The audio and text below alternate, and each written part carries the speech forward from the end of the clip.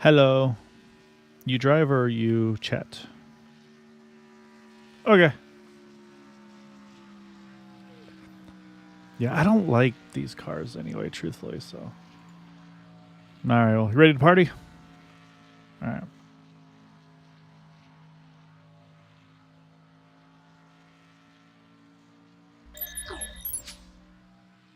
All right. Good evening, everyone, and welcome to Green White Checkered TV.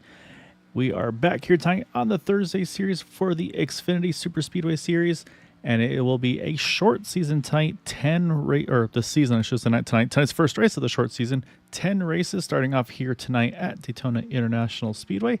I got Matt Wagner in the booth here with me tonight, and Matt, I think story of the night tonight is going to be the updated build. These Xfinity drivers, these cars, they don't bump like they used to. It's a lot trickier to do, and they get a lot more upset when you make those bumps at times that maybe don't go quite to plan. So that's going to be an interesting one. See how they manage that one tonight. And to me, I think that's going to probably be our main focus this evening. Some of these drivers, we had a race, non-broadcast, of course. Some of these drivers had a little taste of that. It was a big learning curve from these guys. They know what to expect now. Some of these drivers that we haven't seen from last week into this week are very well familiar with the car. Some of those other guys, like our veterans, like Kevin Freese, Gabe Butler, and Rick Sanchez, and all them, they are really well aware of the well of the as you would say the lifting of the tires off the ground. Because every time you bump the rear of the car, if you actually go inside their cockpit, if you hear the engine like over rev, like as soon as you hear the bump, it's like it's picking up the rear tires off the ground. Yeah, that doesn't sound enjoyable. Let's say for the guys you mentioned, you could throw them in tractors and they'd find a way to draft efficiently with them. That's what these guys do. But no, it's going to be a lot of fun, and I can confirm. I know I mentioned on Sunday night's broadcast, not certain about the broadcasting. We are back full force here Thursday nights and on Sunday nights. All the races have been covered. So big thank you to all the generous donations from the drivers and everybody to be a part of this one. I say one of those drivers, and a lot of them are. You will see too is over the course of the season is it's not going to be like a sponsor. It's going to be like maybe something that someone supports or something that means a lot to them. And so tonight you can see down on that bottom right of the screen, we've got Community Hospice and I'm gonna get this last part wrong. Palliative care, maybe, I'm not sure. Unfortunately, I apologize for that. I should have done my research before that. However, that is the group that took care of Gabe's wife Jeannie. Unfortunately, again, with say a really tough time for obviously for him and a lot of us, just them being so close to us. But they were incredible for him and the family and for Jeannie as well. So he definitely wanted to make sure he gives them a lot of love. So definitely big thank you to them for everything that they did to help him and the family and all that. So, so he wanted to make sure that he gave them some love on their ends, and yeah, definitely a big appreciation of everything that they do. Because I can only imagine how tough of a job that is that these guys can do.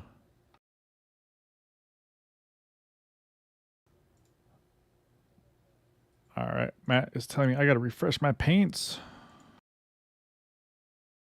Mm-hmm. All right, I'll make sure everything looks nice and pretty for the broadcast. I know I had Peter's paint scheme wrong last week, so I can't get in trouble with him.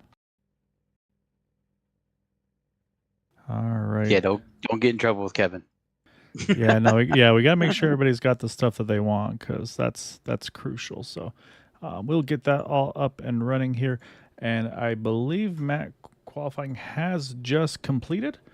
And so what we are going to do now is pull up that starting grid, and I can also mention once more here, all the stuff same 75 lap race, 1 fast period, 3 green white checkered attempts should we need it.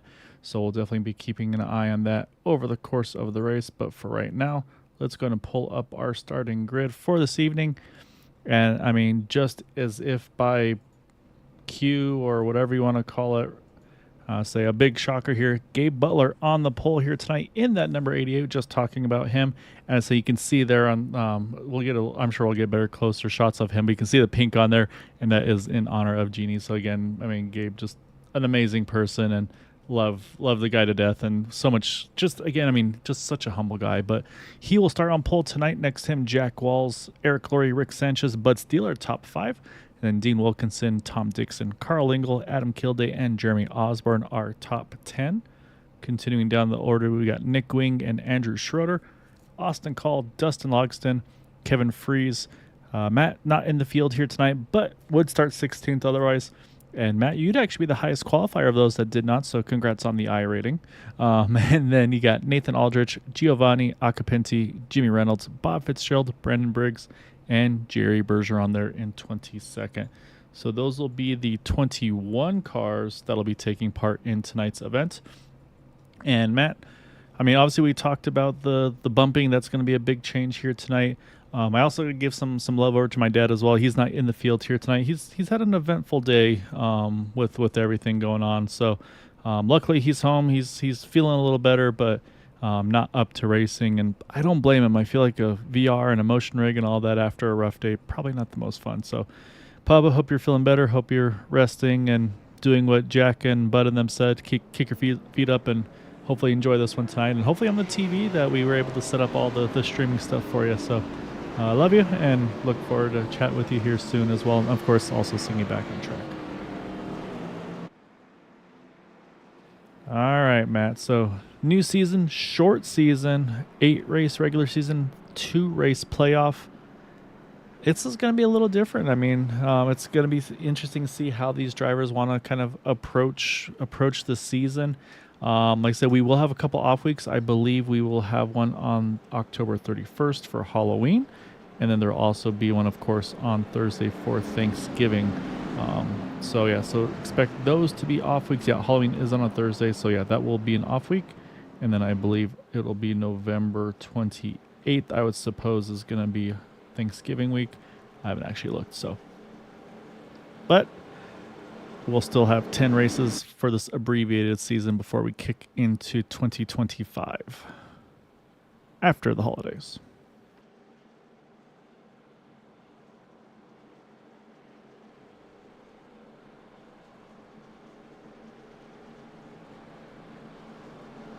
All right, Matt, we saw some lovely paint schemes over on the Gen 4 on Sunday night. So we got some fun updates. I say I'm gonna have to give a little extra love to Tom Dixon because he's repping green white checker nicely there on that number 411 machine. So yeah, I'll take all the love I can get on the paint schemes, and I'm going to say, I mean, we've got a kind of a green theme going on there. I see the Jeremy Osborne machine. I see Andrew Schroeder right there behind. Then you've got the 81 Dustin Logston. There's a lot of green cars on track here tonight. And actually, man, in the future when Jim is in this race, that car and Jim's are going to look very, very similar. But we are underway here tonight at Daytona. Green flag is out. Gabe Butler leading Eric Laurie on the inside line. Jack Walls on the outside with Rick Sanchez as his pusher, heading to turn 1 for the first time.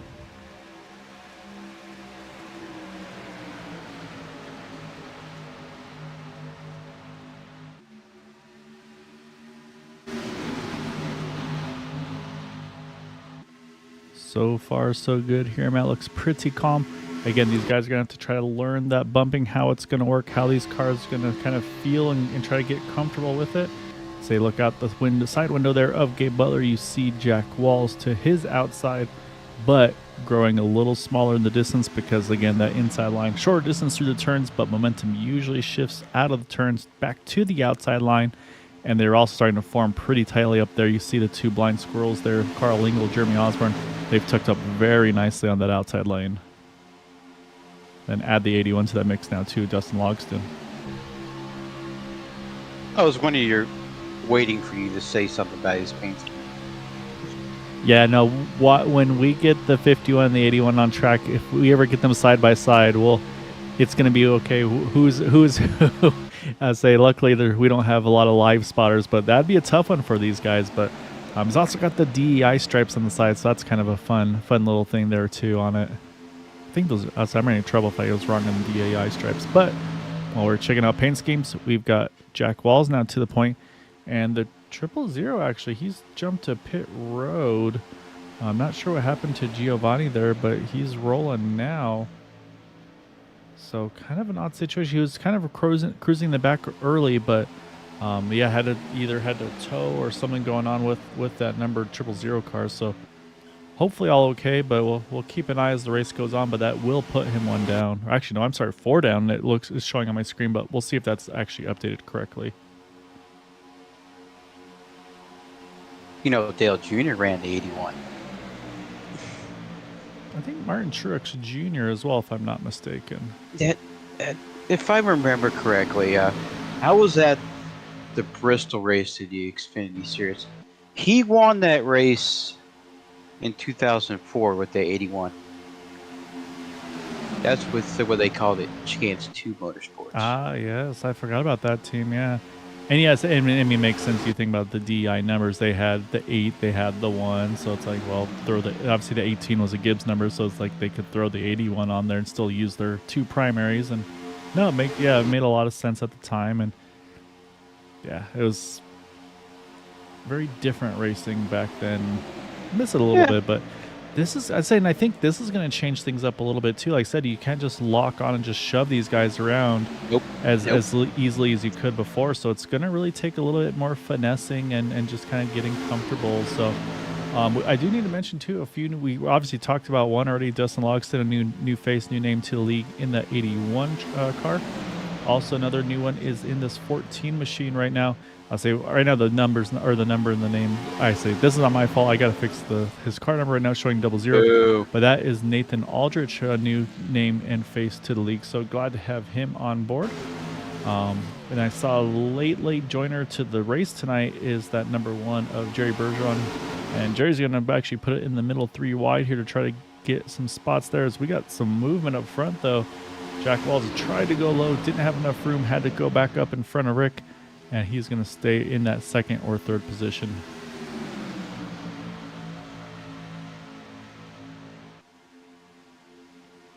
And then I saw a paint scheme that stuck out to me. I was trying to figure out who it was. It was Brendan Briggs, kind of a retro throwback paint scheme there, and that number 18 Chevy. I like that one there. I'm not sure if it's a. Let's see. We got Holly Farms Poultry. Oh, Junior Johnson. There it is on the side. Okay, I saw it on the door. I say he's always been finding fun paint schemes to put on in those cars, so it's always fun one to see what he's got. Another one that really popped out to me is this silver Aflac car being driven by Austin Call. And I'll say that one's a nice little scheme that was definitely a Carl Edwards ran the duck plenty of times. And then we've got some love as well for Shane Van Gisbergen, who is before I do that, caution, we got a wreck. Big wreck, number of cars involved. Boy. Couple heading down to pit road, but unfortunately a little further back there, these guys getting the worst of it there. We just talked about the 18, the 41.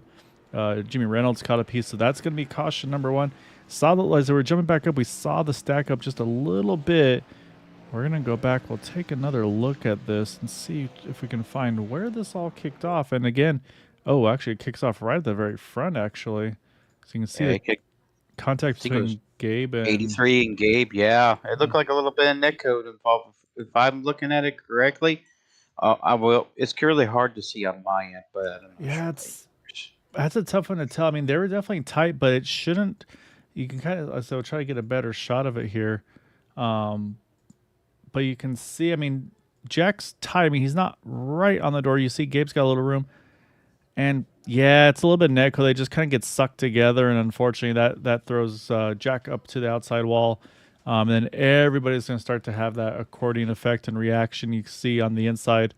Bud Steele having to try to chase that car, and in the process, actually, I think there's a little bit of netcode. Possibly he catches the 41 of Jeremy Osborne.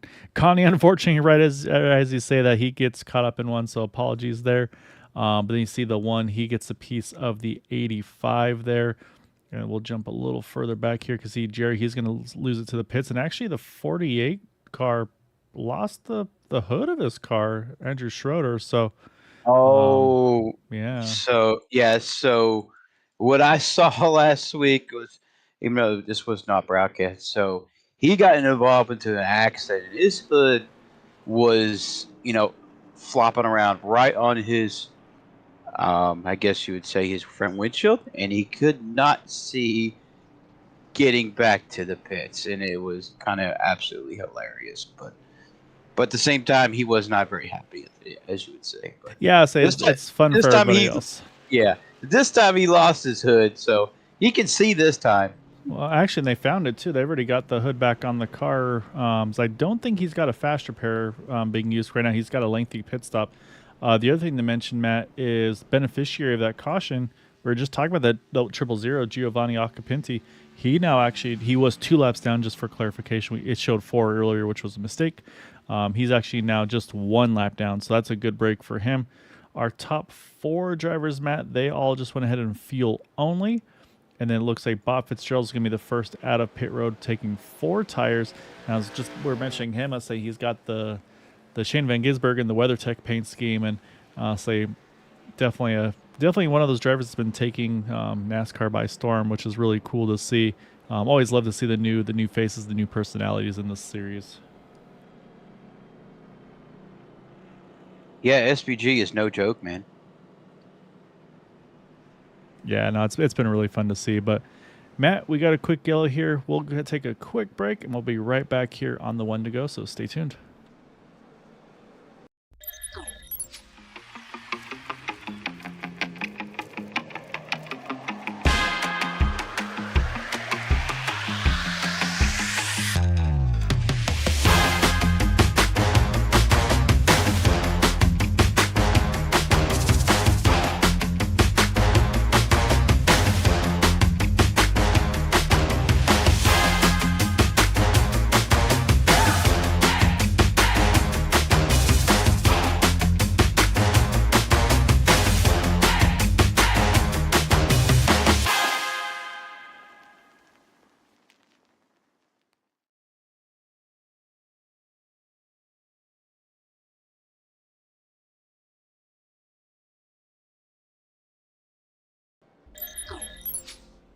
All right, lights are off of the pace car. Brandon, I think that may have been me on the commentator's curse. I was definitely shouting out your paint scheme, and then bad things happened. It was probably about a lap or 2 before, so it wasn't right on the dot of when we said it. So, yeah, if it may have been me, and if so, I apologize for that. Never enjoyed doing the commentator's curse, but what we do have is a little mixed strategy of some pit stops here. Some topping off once more, others staying out. And then we also have a number of drivers that did not top off, but they're going to have to try to find their way forward because they had about a minute and a half pit stops.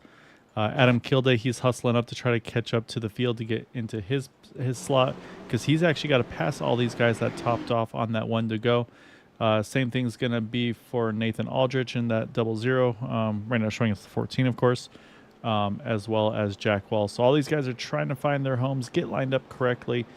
Some will be double on the outside, inside, all that. So everybody's trying to get themselves situated. You see Kevin Freese, he's like, I'm just going straight to the apron to get out of all of this. And also, may have missed the start a little bit, but we got Anthony English on track here. So say another one of these guys that definitely very familiar with the super speedway scene in another league in OP Racing. Really great dude, really quick. But let's say, unfortunately, he's not going to have probably the best result starting this race 9 laps down, but always good to have him. And so, yeah, so you can see we have 2 rows side by side, and then we're going to have a train on that inside line. So Gabe Butler, he's going to lead the field back to green. Bud Steele behind him. Eric Laurie to his outside. Adam Kilday there in 4th as we are back underway starting lap number 10 of 75. So still a long ways to go in this one. And the question mark, of course, always is fuel. I believe still probably a 3 pit stop race. But we'll have to keep an eye and see if maybe someone's going to try to pull off a 2-stopper. But right now, everybody's looking pretty solid here. No big gaps anywhere in the field. So it looks like everybody here should be a good position. Unfortunately, 44 didn't quite catch up to everybody, so he's having to try to pedal it a little bit. But I don't think he's going to get there in time. But again, I mean, I don't think, and I don't hope that he's going to get all 9 laps back because that would mean that there'd be a lot of cautions for that to happen. So right now, though, 88 and 6 there holding serve here on that inside line. Not too much pressure from the outside as of yet.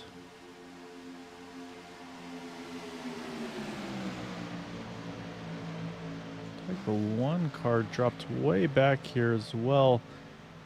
Go back and check, see if something happened to Jerry there, because that was an odd situation. Seemed like, I don't know if he... Oh, I think maybe he was trying to make a pit stop, or maybe had to serve a penalty or something that went to hit pit road and wasn't going to make it in time, so opted just to get back out on track. So we'll keep an eye on him and see if anything changes over there. That did build a little separation. Now, Dean Wilkinson, he's kind of fallen off the pack here a little bit, but he's got really good help behind him. He's got Tom Dixon, Bob Fitzgerald, Kevin Freese, Brandon Briggs. So it shouldn't be too much trouble for those guys. And yeah, they're already pulling that gap right back in together. So it should be no dramas there. Back up front now, it's actually Eric Laurie. He's going to just take the nose ahead. And yeah, sure enough, Jerry in the 1 is now on pit road, as Eric's going to take the point in front of his teammate in that 88. So move Eric Laurie to the front here.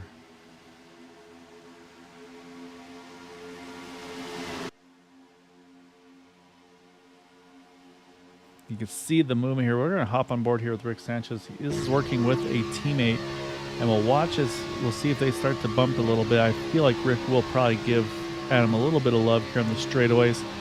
We'll watch how it unsettles that number 85 car, just for kind of a reference point here.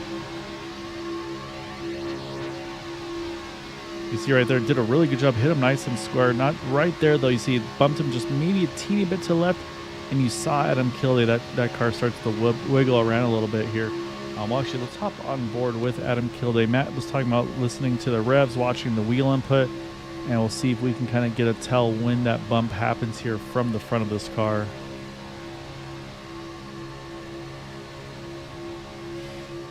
Right there, you see that wheel kind of cranked just a little bit to the left, back to the right. A little bit more adjustment there to the left and right.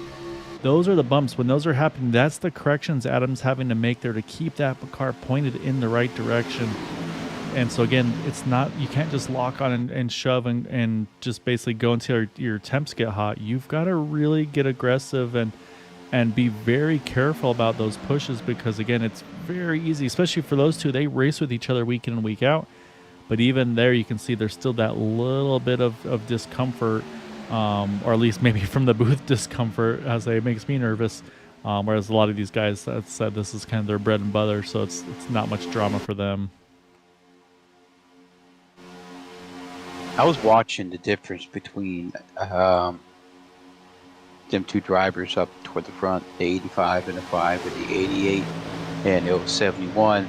Gabe looks like he's trying to get really close to Eric Laurie's rear bumper, and pretty much not trying to hit it, is trying to get as close as possible without. Oh, yeah, like an air push almost. Yeah, pretty much. And he's being so smooth with it. Unlike Rick there, Rick is like giving very light taps. But as you can see, what we saw a moment ago, you can see Adam's wheel, it jerks to the left and then the right. You can tell when they're getting bumped. But like I said, it's a slow, methodical process. Like, these guys have to be very patient. And sometimes, upsetting the car, that could really risk of you causing an accident or possibility of the other line speeding up more past it. Yeah, no, and that's exactly it, Matt. And that's going to be the thing, too, is before, you could have a couple mile an hour on them and just give them a big shot and it'd be fine. And now, again, you're maybe at most a mile an hour, probably more like half a mile an hour, and it still upsets the car. I've been finding, I've done a couple races with these cars since, and yeah, you almost have to really just drag your brake and try to get them as little as you can. But even then, it's still very difficult, and it's almost like the rules in Xfinity where you're not allowed to lock bumpers. It almost is doing that on its own, where you can't lock bumpers, just the way the draft model is right now with these cars. Most of the sim racing world is probably experiencing that, because this week is You guessed it, Talladega week. That's So, That's a good point. Yeah, a lot of so, Talladega races going mhm, on right now. mhm. So some of these other drivers have probably done an Xfinity Talladega race. Have probably got a few races underneath their belt. With a little practice and all.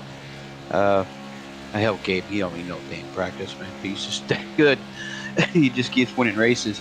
But all in all, it's a very hard to do. Try and stay close to the guy's bumper, without touching it.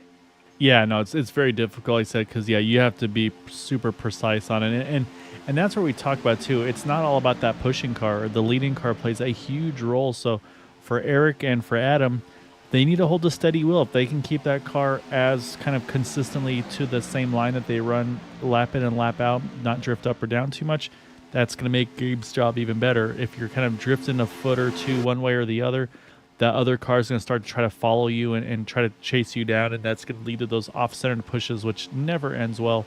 However, someone decided that these guys are taking it too easy. That's going to be the 18 of Brendan Briggs. He's jumped to the top. He's cleared Kevin Freeze. He's still running the top side. We'll see. Maybe Kevin's going to either go with him, or maybe just Kevin's like, hey, you've got the spot. Go ahead and slide back down. So I'll be keeping an eye on these two to see maybe Kevin's going to see if they want to make a push for it early. But also same thing, though, with the way this draft is. It's tough to go. It's going to be tougher to go 3 wide to make these pushes happen. And right now, I can't tell. Kevin looks like he's interested. But at the same time, I can't tell if that's just kind of just playing it safe as well a little bit. So we'll keep an eye and say the momentum's going to happen right here. You can see Brendan's squeezing there. That's not a lot of space there. He's going to have to really get tight to the wall. And again, you can run 3 wide here, but it feels like the outside wall catches up to you really quick there. Speaking of 3 wide. Saying we always talk about where we'd like to be in the pack. I'm really liking where that Austin Call fella is there in that 64 car. Just about a car length or two off the back of Jeremy Osborne.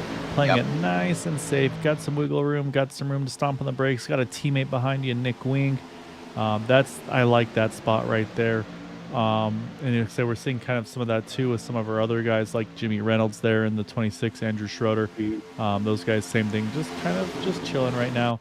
And then a little further back, we've got some of the TW guys like Dean Wilkinson, Tom Dixon, and Bob Fitzgerald. I think those guys, same thing. I think they're just playing it safe, and then once it's actually time to go, they'll drop the hammer and make their way forward. But they know that right now is not the time for them to really to push. I think they're trying to save at the moment.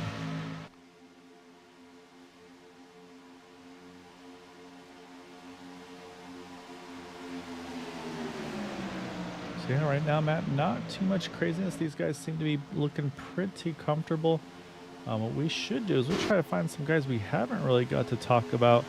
I'm saying, I know you guys were talking smack during practice, so we'll focus on that football car, and that is that number 48 of Andrew Schroeder. And I mean, he hasn't been with Area 51 for too long, but he's had some really, really good results. I say he's got a win already under his belt, and he's been stout in the races that he's been in. So he's obviously one that we'll be definitely keeping an eye on pretty quickly and often in the series here. Obviously, we already mentioned Nathan Aldrich there right behind him. And then always also got to look at the new paint schemes. We saw it on the ARCA car, the ARCA Gen 4 Cup car. I love the shine on that purple for Dean Wilkinson with that cheer wine machine. Dean's always got really good and really nice original paint schemes. Ooh, got one down the apron there. No, looks like we're good. I think Andrew's maybe checking to see if he was on TV and maybe went off track a little bit there, but looks like we're good. Another driver that loves to kind of have some fun paint schemes and shakes them up a lot is that number 6 of Bud Steele. And I think Bud, what's he got right now? Margaritaville there. And he's got license to chill bar on that number 6 machine. So like I said, Bud, week in and week out. The thing is, it's hard to see on a broadcast, but he has these little details. Like the blue is not just a solid blue. It's got a little texture to it.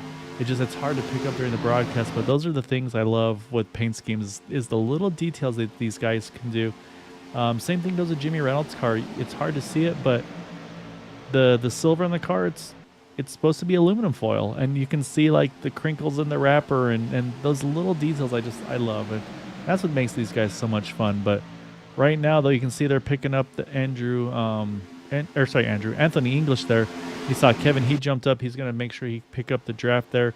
and it looks like Jimmy's going to do the same again. These guys race with each other as well over in the OP Racing Series, so very familiar with each other, and you can see right there they'll kind of get gathered back up and get back after it there. So that's just, again, that's what you see with these guys. Laura? Oh no. Oh, so far everybody's staying pointed in the right direction. Are you kidding me? Did they save that? I think everybody hung on to those things. Let me go back. We're going to watch that again here, Matt. And it was right towards the front once more here. Let's go back. Let's take a better look here. It was coming out of 4. And, oh, once again, it was right at the very front. This time it was the 5 and the 88. We'll back it up one more time here. And it's the same thing as last time, Matt. It just looks like these guys just... maybe netcode, maybe they just got a little tight to each other, but it looked near identical to what happened. I think it was with Gabe and Jack, if I'm not mistaken. And I don't know, man. I don't know if it's a netcode situation or what's going on, but I mean, look at both those cars pointed sideways. Everybody's then starting to try to react, and then you get that chain reaction. You see the 6 gets into 85, the 41 gets into the 6, and all these cars pointing down to the infield, but then somehow they all gather it back up, keep this car pointed the right direction, and we stayed under green. So great hands by those guys. We are back green, or sorry, we are still green. We're back live is what I was trying to say. And right now what that did do though, Matt, is now we've got a 8-car breakaway here with our leaders. You got to go about 2 seconds back here to Kevin Freeze, and he's got help from the Jimmy Reynolds, from Dustin Logston, and then about 8/10 back to Bud Steele, and he's got the rest of the crowd there along with him. So I think I'm looking at the way the ticker is going right now, and I think we're looking good. I think everybody's going to get back all together. I think we're going to get that full 19 cars back in this lead pack together of the leaders. Giovanni also still in this mix as well, so it'd actually be 22 cars actually. I'm sorry. I believe, is Jerry still on track? No, actually, I'm sorry, 21 drivers. It's like Jerry has retired, unfortunately, in the 22 car. But yeah, I think we're going to get everybody together, although these guys are getting a little dicier than I thought they'd want to. I figured they'd want to try to stay organized here, but yeah, it got a little shuffled here, and so that's going to be tough now for Dean and company, because now they're about 2 seconds off, and Jimmy, Kevin, and Dustin are all back together. And yeah, Belva, you're spot on. That number 5 car is not too hard to spot. I don't know. I feel like those wheels could be a little brighter. I think if he makes them yellow like the car number, that might pop that car just a little more and make it even easier for you to spot him. But yeah, right now Rick doing a great job though, holding into that top 3 at the moment.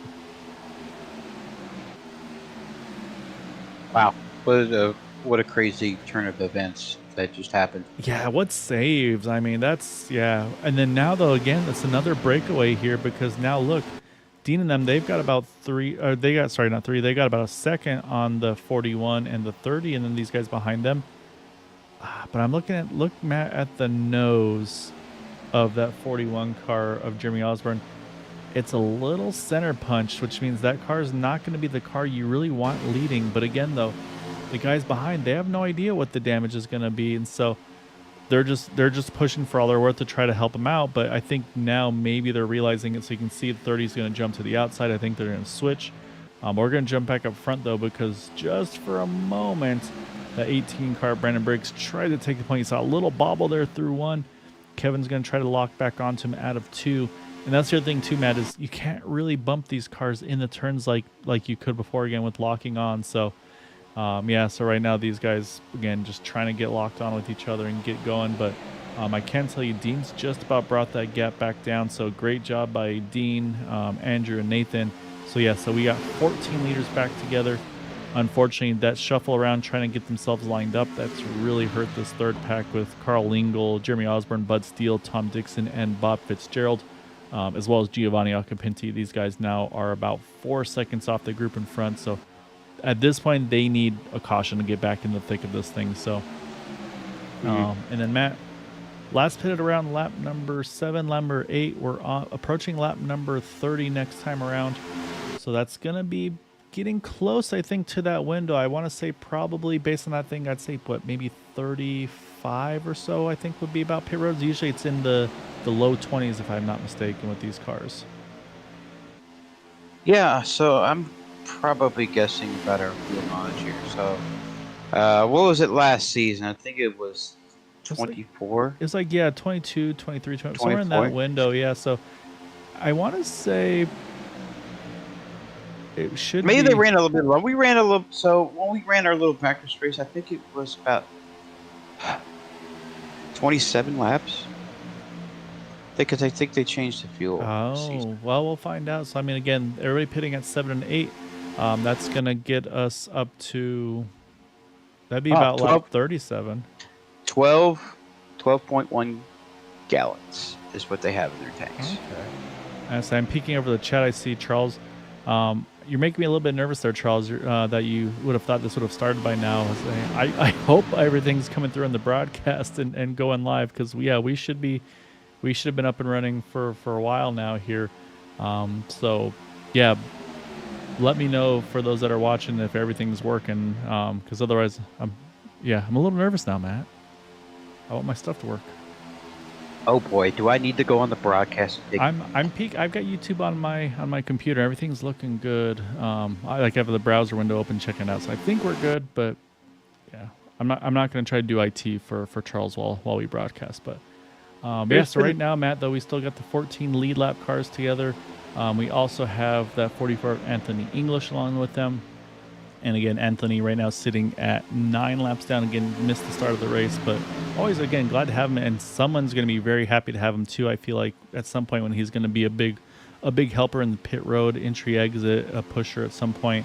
So I think Anthony's going to be definitely one to watch how he can help the outcome of this race tonight. There's been a lot of swapping. I've been watching the second pack. These guys are in the back. I think they're trying to figure out, who's... They're trying to figure out who's the best pusher out of the whole combo, because the 41 has a little bit of front end damage. The 30, I think, is probably the best pusher out of the group, and it feels like the 40, 411, and 30 needs to swap.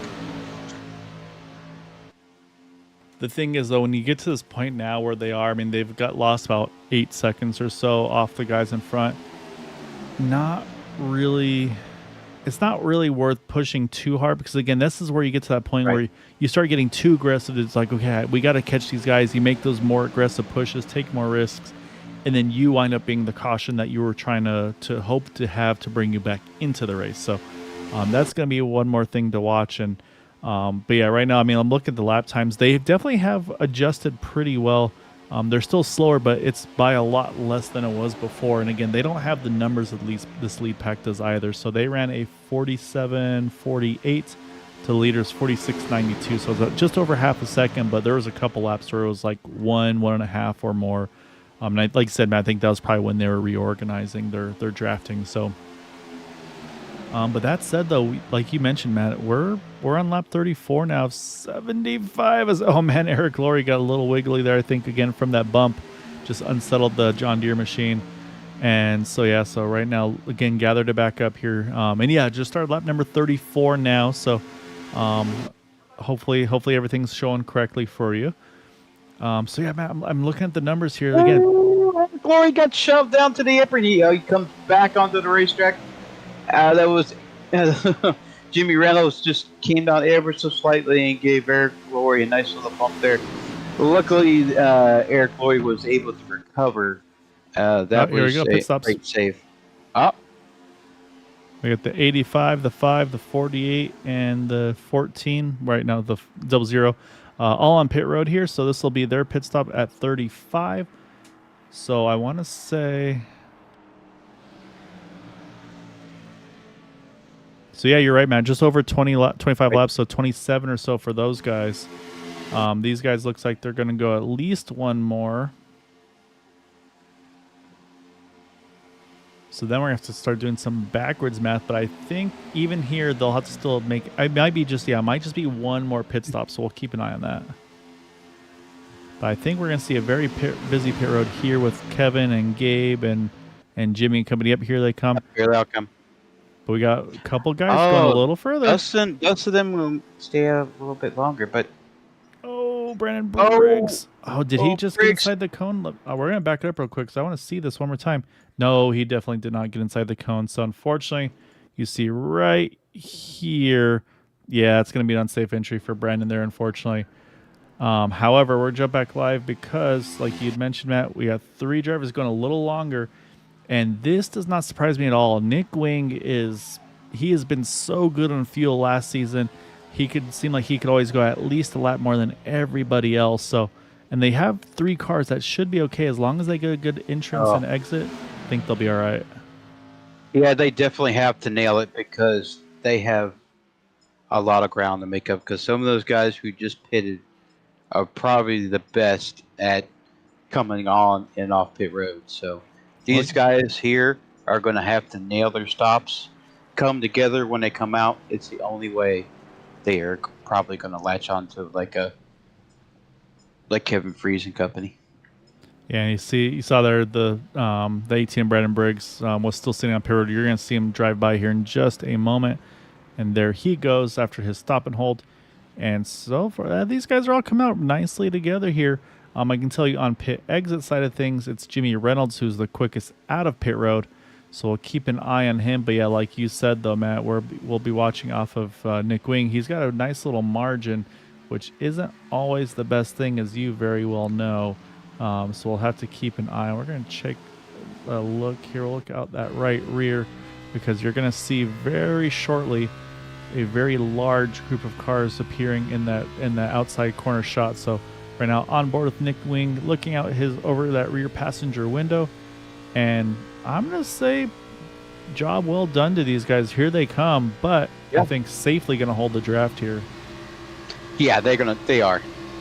Because here comes Rick Sanchez, and I think they'll just latch on right into the back of them, and I think they'll be A-okay. Yep, latch onto them. Brendan Briggs right now is tail end of that lead lap in the 18 car. Now he goes officially one down. At the moment is the first car one down, and I think safely the first car one down because right now his competition would be Giovanni, who is in that second pack. So right now things looking good for him. And so yeah, so remember I mentioned the 44 of Anthony English. Yep. He's playing, I wouldn't say he's playing a role yet, but he's right in that main pack with the leaders again, doing what he does best, and that's being fast and just drafting really well. And so, like I said, he made that pack that pitted that the first lap all the better. Well, I have some insider info. You want to hear it? Always. So Anthony English is my teammate. We run Mondays whenever I get a chance. So Anthony is teammates with the 5 of Rick Sanchez and none other than last week's winner, Adam Kilday. Well, that bodes well for those two because, again, we know how good he is. And so, Matt, we just crossed the halfway point. So, yeah, so we can guarantee from here there will be one more stop in this race. We also saw they went about 27 or so laps on fuel. So, realistically, in about, let's say, about lap 50, I would say safely, window is open to make it to the end. Of course, as we always talk about, there are those 3 attempts of a green white checkered. So, do we go ahead maybe go a little later to play it safe and have that in our back pocket? Do you gamble and you go real aggressive, take the bare minimum of fuel to try to make it just to the end and no further, and then top off if you have to? So that's going to be some decisions these guys have to make. However, it's calm. Let's run through the field here, Matt. Let it rip. We're going to kick off with Jimmy Reynolds there in that number 17 or 26 to be determined official car number in that Reynolds. Again, look at the aluminum foil on the spoiler, the side, the rear. Love it. I just love it.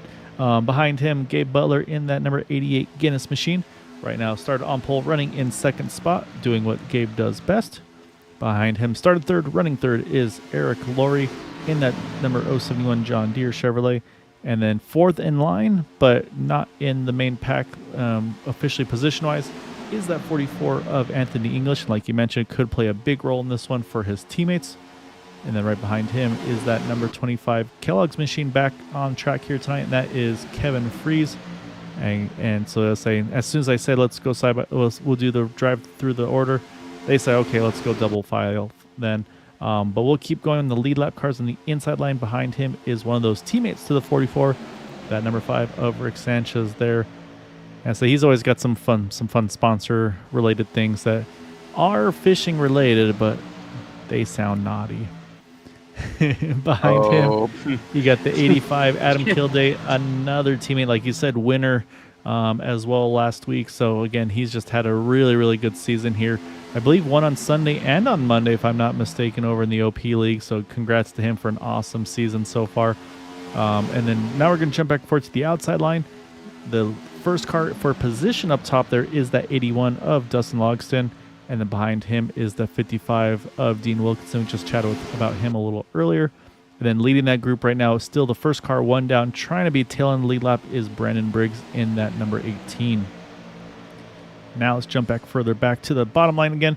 And you've got Nathan Aldrich again in that 00, showing as number 14. I say we're going to get the car numbers and everything fixed. That's my mistake there. We had a few mistakes on my end trying to get drivers added and not having the car numbers associated back correctly. However, then we jump one more spot to that 48 of Andrew Schroeder in that New York Jets Chevrolet. And then behind him is Nick Wing, Mr. Fuel Save, in that 28 Toyota.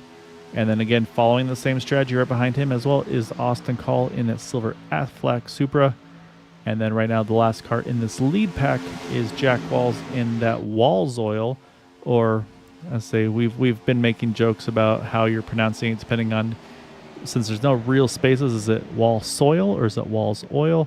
So poor Jack, but love the paint scheme. I want to say Bud did some magic on that one, so big thank you to Bud for the paint scheme. And now, Matt, unfortunately, got to jump 10 seconds back, and that's going to be Carl Lingle there in that number 30, one of those Jack's Blind Squirrels there on the side and the nose.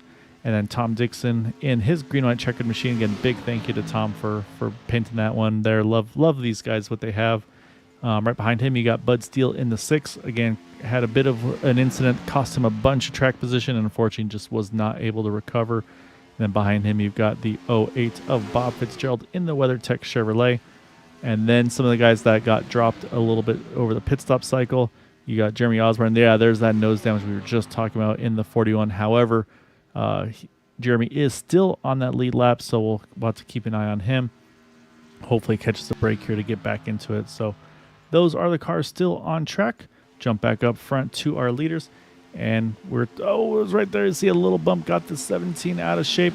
And that is all Brandon Briggs needed. Now sits at the tail end of the lead lap in the number 18. Exactly what he was hoping to have happen here. And so now, though, he's hoping he does not get passed by that 81, who's now showing as our leader of Dustin Logston. Speaking of the Jimmy Reynolds, him and his son run the exact same paint schemes. That's fun. I like that. That is really, truly amazing. A little bit of apron there on the entry for the 18. He saves it, but that's going to catch the attention of those guys behind him and next to him. So there he goes. He wants to get back to that tail end. He's going to jump in front. Oh my God! You saw the flames. That's scaring me. Yeah, and you saw the flames there out of the 55 Dean Wilkinson. Dean lifted after seeing that move. Again, you don't want to just slam into the back of him. So Dean's like, I got to roll off of this because if I hit him, it's going to cause a wreck. So again, that's what Brandon is doing is he's being very aggressive. He wants to get to that tail end of the lead lap. That'll get him his lap back the old-fashioned way, which right now the biggest fan of that would, I believe... Jeremy Osborne. Osborne. Actually, not yet. Jeremy's still actually on the lead lap, but yeah, unfortunately, though, Jeremy is about a full turn away. There he is coming out of 4. Here come the field out of 4 as well. So, yeah, so it's only a matter of time before they swallow him up. Actually, right now, the lucky dog, if a caution came out with the 18 in front, would actually go to Anthony English. He would gain one of his laps back and go to only 8 laps down in that 44. And yes, the only 8 was tongue-in-cheek. I'm going to have to bust him after the race. A little bit of a movement there. What I'm most seeing, too, is a lot of these guys, they're just working with whoever. I mean, obviously, Kevin's a really good pusher. We know Dean's obviously one to watch week in and week out. But they'll say they're just kind of locked onto each other. You see Gabe Butler, he said, I don't want to be this far back in line. I'm going to jump back to the top. He's going to try to make a charge back forward. Kevin couldn't quite clear the 18. Oh, these guys are getting close. They are, and it's going to get very tight here great. through the tri-oval. Like we talked at the top of the broadcast. These guys are gonna have to be a little bit patient, with the pushing, because you saw throughout this race here, you've seen the little bumps and the little scares, and some of these guys will get out of shape. And luckily, these guys they caught it, pretty good. They haven't really wrecked. It's really amazing. Yeah, I mean that one off of 4 that last time around. I mean that was, I don't know how those guys all saved those cars. Really, really good job. However, though, we've got Jack Walls now. He's trying to get back to the point there in that number 83. Gabe, his pusher. Eric Laurie jumped up there with Gabe as well. Oh, there's the contact. There it is. Dean is around. A couple cars involved. I see a couple trying to avoid it on pit road. And at the moment, we'll see if anything changes. But right now, Dean's trying to grab a gear, get going again.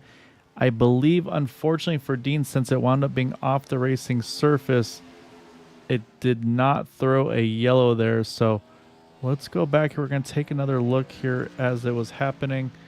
We'll focus on Dean a little bit too far back, but we'll speed it up here a little bit. And was this just maybe one more bump gone wrong here? So we're once again, turn 3 and 4, the two drivers just get door to door with one another. That's the third time tonight, and Dean tries to catch it, catches the apron. That sends him up the track there in the 55, and then just everybody else is just trying to react. See Kevin Freeze just kind of, honestly, maybe, I don't know if he made contact or not. I think, yeah, he did a little bit, but just trying to stay off of one another. And then, yeah, and then you see the field here all just trying to find somewhere to go. You see Adam Kilday jump to the apron, then jump back up top. So, yeah, just that's a tough one for Dean, because with everybody staying, with him spinning off track and then everybody else staying pointing in the right direction, that's unfortunately going to keep that caution free. So that's a tough one. I say they do try to keep a bit of a hands-off adminning in the league, where unless it's a really, really obvious like middle of the track caution, they'll throw the yellow, but otherwise they try to let iRacing run it that way. There's no kind of accusations of preferential treatment, things of that nature. So Matt, what that has done is that's given us now a 10-car breakaway up front, and it's only Adam Kilday and Kevin Freeze together in that second group. Jeremy Osborne's going to try to tag onto them. And then a little further back, you've got these three here, Carl Engel, Tom Dixon, Bud Steele, and Bob Fitzgerald. Sorry, it's actually 4, not 3. And then, unfortunately, Dean Wilkinson, he's got to run solo here for a while. And same thing, unfortunately, he's going to have to hope for a yellow to get back in the thick of this thing. So, but window's just about open here, Matt. We're at 25 to go, 24 next time around. So, again, the question mark is going to be, when do you blink? And I think right now, if you're in this lead pack, I don't think you go early. I think right now you know you've got the numbers. So you've got 10 cars right now instead of having 19 cars that could be vying for the win of this race. So I think you go as far as you can. However, if you're in this situation, if you're Kevin Freeze and Adam Kilday, you pit as soon as you're in that window, take as little fuel as you can. These guys are definitely going to be gambling, probably fuel only. And I would expect as well for these guys to just be taking the bare minimum of fuel, not even worrying about green-white checkers, and then trying to make sure if they can cycle out with the leaders, which I think they should have no problem of doing. They're going to come out right together. So I like this strategy because the leaders are coming out of 4 now. If they can hustle back up to speed, I think they'll be able to get back on track here with this lead pack, possibly stay ahead of the lead pack to be tailing the lead lap. As I said before, about 30 laps ago, boy, has the turntables have turned. We got a tale of 2 races here, Gael. The cars were pitted, and the guys who are still somehow 11 seconds back, looks like they haven't gained or lost a touch on the rest of the field. They're kind of still staying 11 seconds back, but these guys up front, man, that and I think it'll come down to pit road. Are they? I don't think there's going to be a response. Oh, yep, you are. There Here you go. So, And it's going to be those teammates you just talked about. You got Anthony English, you got Rick Sanchez, Andrew Schroeder's in there as well. So Jimmy Reynolds though didn't come in with them. I would have maybe thought that would happen there. But so a little bit of a mixed strategy. But again, though, it's 4 cars. That's a good drafting group as long, again, as they can get in and out together, stay nice and organized. Great job hitting his pit stall for Rick Sanchez. And you can see here, this is actually going to be, this would be a really good lap here for Jack Walls to hit pit road because they're getting a ton of draft off of Kevin and Adam. This would be one of those, call them the in lap, if you will, the lap before you hit pit road. They'd be getting a ton of draft. This will be a very quick lap, so we'll see if he reacts. If I was no them, takers. I would stay out because the more time you gain sitting right behind Kevin and Adam there, you're only going to gain more time because these guys are just hauling the mail right now. That last lap, what did they run there, guy? 46.60. That is hauling the mail. That was the best lap of the race for Kevin, or sorry, for Jack, for Gabe, for Eric. So yeah, and we'll see. It looks like Adam and Kevin are going to go ahead and give the top up here. Let those guys take the bottom. And I say there's no. It's usually just a prefer, like if you're lap down, move to the top, let the leaders go by low. I don't think there's a full-on hard and fast rule on it. I could be wrong. But yeah, so they gave the leaders the top there, or the bottom there, I'm sorry. And then now we got to go to those guys that had just pitted. We just talked about them a minute ago as well. And that's going to be Rick Sanchez. He's got Nathan Aldrich there. They've got Andrew Schroeder. So they've got 3 of them. Is Anthony? Yeah, and Anthony's right there as well. So they're not quite right nose to tail here, unfortunately. Poor Dean Wilkinson didn't quite get up to those guys to steal their draft. That would have been a huge game changer for him. So unfortunately, he's going to have to basically now fall into the clutches of this pack here, which also actually, I'm not sure what happened, but they've also dropped Brandon Briggs just about. So he'll have to be careful as well. So, but right now, though, we have, with everything that's been going on, 85-25, they're good to go to the end. The 08, the 5, the 14, and the 44, they can go to the end. Here comes the last group of cars. They're going to hit pit road now. And so far, everybody's looking nice and clean on the entries. Now they got to make sure that they get to their pit stalls safely as well. So this won't complete everybody yet, but this is the last of this lead pack hitting pit road. Boy, this is really going to hurt the 85 and 23. By the time they come out, those leaders come out on pit road, I say those guys will probably be exiting turn 4. They probably will be about maybe more in the turn length. I'd say they maybe about 5 seconds back toward the leaders. It's going to be tough. Got contact. Nick get Wing a yellow. Nick Wing, Jimmy Reynolds, they got together on pit exit there. And that is going to be a huge break for a handful of drivers there. And we'll have to see where everything cycles around once it's over. But yeah, it was Nick Wing and Jimmy Reynolds there on pit exit. They were making contact, and unfortunately, that was where the contact and the wreck happened. So let me go back, because those guys were kind of right side by side. And I think it was just one of those where, I say, obviously we don't know for sure, but it kind of had that feel of neither wanted to give. So watch pit exit. You can see these guys side by side. They're both going to clear Eric Laurie.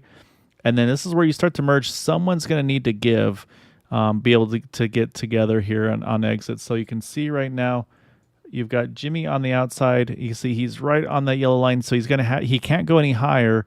And actually look at Eric Laurie on the inside lane. And then right here, you got the initial contact between the 28 and the 17 or the 26. And then actually he comes down a little bit there. He catches the quarter of the 28. And then it's saying the same thing, that I think the 28, you can see that car is already loose. He's going to come down. That's going to get him into the right rear. And that's what's going to spin the 17 around. That's going to bring out the yellow. So again, this is all running super slow-mo. So can't really tell how all this played out, but could have been frustration with each other. Could have just been like, oh crap, I'm off track. I got to get to the bottom. But what we do know, Matt, is caution is out. That is going to bring right now these guys that did not pit, Carl Lingle, Tom Dixon, Bud Steele, Bob Fitzgerald, back to pit road, onto pit road as the leaders. And actually it looks like they're going to bring a lot of the field along with them here. Rick Sanchez right now, he's going to be, looks like the lonely driver, because nobody else here hitting pit road. So just the 5 cars staying out, waiting for the wave around. It will be Brandon Briggs who gets back on the lead lap. Jack Walls will get the wave around as he's going to stay out here. Jack did pit on lap 56, so he should be good to go to the end. Jeremy Osborne, he's going to also stay out to get waved around. I believe he may be 2 down, which will put him back to 1. Yeah, he was 2 down. This will put him back to 1 down. So let's actually this will be good for Jeremy as well. Keep him in the mix here with another yellow. So yeah, interesting how this is all shaking out though, Matt, with the strategies and everything. So what we will do though is we'll take a break. We'll catch our breath here, and we'll be back one more time here on the 1 to go. So stay tuned.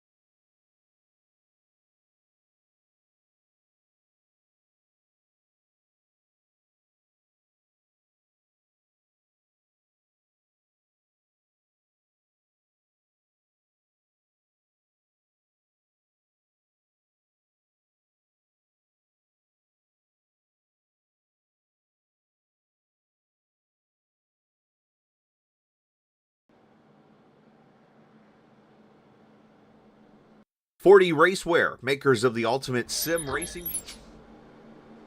Apologies there for the technical difficulties on trying to go back live. We are back. Lights are off of the pace car. And Matt, the other driver, I don't know if I mentioned or not, big beneficiary, Dean Wilkinson. Remember, he got kind of in a bad spot there with that incident that did not bring out the yellow. He's back on track. He's back out on the lead lap as well. So he has a good chance to go after this win still as well. And so basically we still have 18 drivers vying for the win here. Jeremy Osborne, he just needs one more yellow as long as he's not involved in it, and he'll be vying for that win as well. But what we have, Matt, is the only driver staying out after the caution is Rick Sanchez. Everybody else went ahead and hit pit road. I do see a lot of drivers took tires. Pretty much from, I think, Carl Engel, Tom Dixon on back. Bud Steele did a quick 8-second stop. Not sure if maybe he took lefts on one, so he took rights on the other. It's hard to say. But yeah, so very interesting on the strategy side of things. But Rick decided, you know what? I want track position over everything else. And our running order is completely shaken up here, Matt. We've got the 30, the 411, the 08. They're in that second pack. Now they're up front here. There's going to be a fun restart here. 15 to go at the line. So, why I have presumed that, since the bumping really has pretty much whole affected this car the way it drives, I really think, truly think that track position is probably key in this one. Because you can't really bump, you come through the pack like a bat out of hell, like we used to push some guy forever. That's not the case this time around. So, being up front and staying up front, I really think these cars have a really good knack for staying up front. See right where Rick Sanchez is, but he only fell back maybe a few places when he was up front leading. But if you get bumped the wrong way, it's going to be really, really hard to get back in line. You're probably going to lose a lot of spots too. No, say business about to pick up. You see Kevin Freezer with Adam Kilday. They've gone to that third lane. These guys are ready. It's like, okay, we got to start getting aggressive because, like I said, it's not going to take 2-3 laps. You might have to take a handful of laps to try to work your way up there. And so that's what you're seeing out of that 25 and the 85 here, trying to work that third lane. And so, again, this is now where everybody's going to have to try to mind their P's and Q's. Be very careful on the drafting. Dean Wilkinson's going to jump up there, as is Jack Walls. Gabe's giving Tom Dixon all the pushing he can handle. But right now, Matt, to me, the trouble turns so far. Hopefully, I say we'll have to see if it continues, and hopefully it doesn't, and we don't jinx it. But oh my goodness, Oh my God, Butler. that was close Oh, between that's Gabe Butler and Kevin Freezer on the top. oh my goodness. I really thought that was gonna be murder. That yeah. I mean, I'm usually one that I try to catch myself like not saying something as it's happening or like reacting, but oh my goodness, that was tight. I don't know how he squeezed in there, but yeah, to me though, Matt, it seems like turn 3 and 4, that's been really the trouble spot where these cars kind of just get a little bit hooked together. And we've seen that I think 3 times now has been where these incidents have come. Twice they've had cautions from it. Once they've saved it, as they say that. No, There it goes. Wait, that's it. That's the yellow. Yeah, that's the big one here at Daytona. Number of cars involved, the 411. See the 071, the 6, the 55, the 85. Ooh, Jimmy just avoided that one. Got a couple guys still going through the grass. And Matt, turn 3 and 4. Yellows breed yellows. So let's go back. Oh, Tom Dixon had to take a tow. And you can see it's just about to kick off here. So we're going to go one more time. We'll take a little look slower here. And so we're focused right now. We're going to focus on Bud Steele and the 411 of Tom Dixon here. We'll watch on entry. Everybody's squeezing. Tom's in the middle of 3. Bud's there. I mean, it's one of those things where you could say, well, maybe Bud drifts up half a lane. But then it just seems like, just these cars got a little unsettled and there's just not a lot you can do at this pace. And so unfortunately, Tom trying to catch it, he catches the right rear of Bud. Bud catches the 25, which also gets the 85. I see a hood go flying there. I see. So what I think I think when Bud came up, it looks like a neck code got caught the 411, and the 411 caught the 23. And I'm sorry, I was listening to the and I'm gonna live watch chat. Yeah, and I'm gonna watch very closely here is the 41 here of Jeremy Osborne. If he stays rolling quick enough, which he did not get involved here, this 41 car should hopefully get waved around and get back on the lead lap. Sometimes if iRacing's like, oh, you went too slow, it won't give it to you. I'm hoping that this is the case, that we'll see him jump to the outside. I see him trying to get out there. So so I think this is great for Jeremy. This will put him back on the lead lap here. And we were just talking about that. He just needed one break and then he'd be in the thick of it. Here he goes. He's going to swing by the field, put the 41 back on the lead lap, add a driver contending for the win. Unfortunately, the one driver that benefits from it, there's another driver that's going to take a shot, and that's going to be Tom Dixon. Unfortunately, he now is fallen to, I believe, is now one lap down as well. And we'll jump over to our leader, Rick Sanchez, who is saving fuel on the apron, the only driver doing that. But Matt, I had a hiccup with the 40 racer ad there a second ago. We got another caution break. Let's throw that 40 racer ad here because we love our Jim Herrick and all the support he does for the league. So stay tuned. We'll be right back with this restart within 10 to go.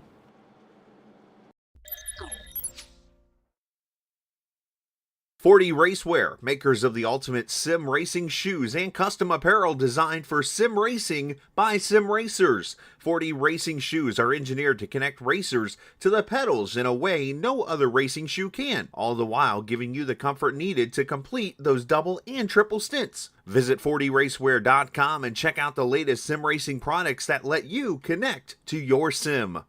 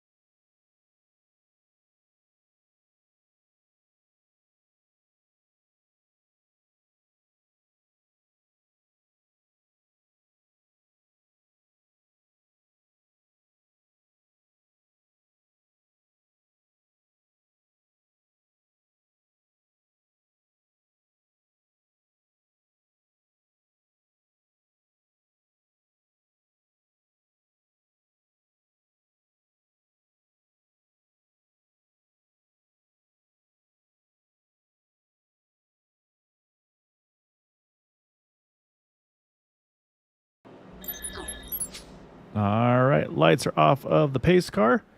And we have the 5 and the 88 on the front row. Matt, we're going to restart this thing with single digits, 9 to go here at the line. And I mean, to me, story of the race right now is turn 3 and 4. I mean, that's been the trouble spot from the get-go, and it seems like maybe turn 3 and 4 plus net code, or just these guys trying to stay tight on each other to try to get themselves advanced. Obviously, now's the time you're going to try to go for it. So, yeah, just a tough break though for those guys. Again, you see that the 000 and the 1 they have retired. They are out. And I believe Tom Dixon, though, is still on track. Yes, he is. And he is just 1 down at the moment. So, again, now he's hoping for a beneficiary of the caution. And Charles, yeah, I think Rick is good to the end. The question mark is he good for all 3 green-white checkers? That's going to be the question mark. But I feel like if he didn't feel confident, he would not have pitted. If he didn't feel confident, he would have pitted. So, I don't know. Rick's won a few of these races. I feel like he probably knows what he's doing, Matt. I think he does. And so now, though, Matt, again, look at the running order. This is, again, the pusher's completely changing. So you've got the 30 of Carl Engel. He's pushing Rick. You got Bob Fitzgerald pushing the 88 of Gabe Butler. And, I mean, third row, Austin Call, Dustin Logston. They've been fuel saving prior to all this. So now they've got to get to where they're going to start getting aggressive again as well. So it's going to be fun to see. Lights are off of the pace car. Pace car is in that restart zone, Matt, and we are back underway here, 9 to go.